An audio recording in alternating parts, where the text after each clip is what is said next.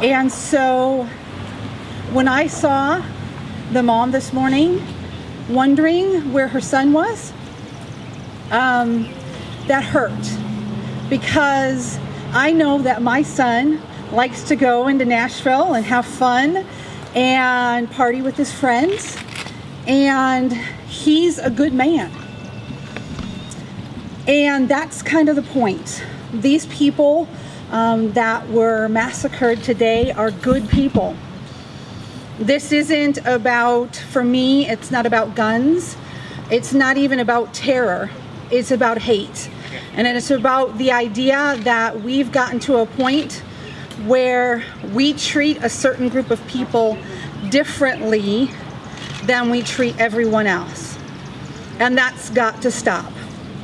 And so today, I'm grateful that you all came here just to come together and to think about the people, the 103 families whose lives have been changed.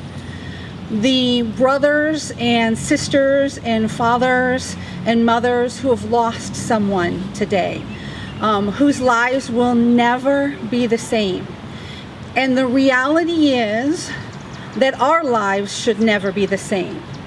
And we have to take a stand in our hearts and our souls and be different. Not because it's cool, but because these are our brothers and our sisters, our sons and our daughters. If we could just have a moment of silence for those families, and then Abdul Katif is here. If he would come up after that moment in silence and say a few words to us as well.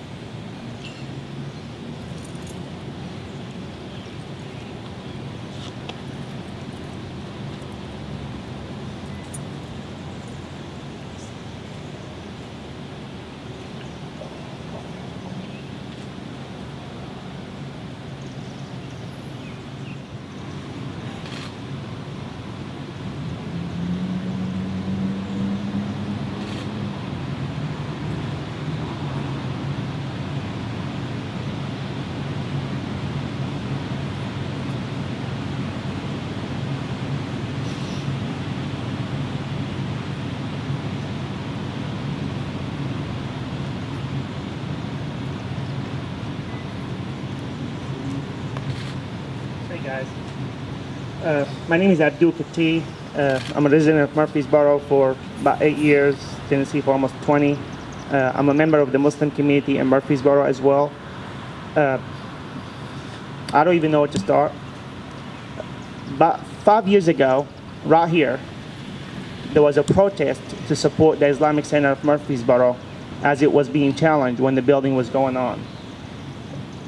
That very event was mainly organized by the LGBTQ community in Murfreesboro. They were one of the main driving force behind it. And I remember this very clearly.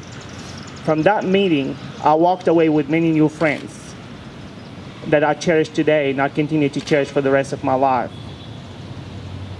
What I'm saying here is, we are one community. Don't make these things divide us. Don't make it feed the hate, the bigotry. I stand here sad, I stand here heartbroken, but not helpless, not hopeless, and neither should you. I'm hopeful that this will change, but in order for this to change, we have to be the change. I have to be the change, you have to be the change. The change starts at your home. Teach your children that differences, disagreements can never justify murder. Teach your children to challenge any sanction that promote hate and intolerance against others, no matter who they are or what they do. If someone does something wrong, you hate their action, not the person. That's how I was raised. You hope for the person, you hate the action.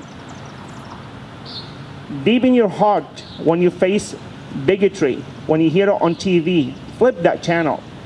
If you're in sitting, walk away. If you hear it from a clergy, confront them. Tell them this is not who I am. This is not who you are. This is where it starts, and this is where it needs to continue to be. The change is not out there. The hope is not out there. The hope is right here, right inside of you, right inside of your house. If you're not willing to have that tough conversation with your children, there is no hope.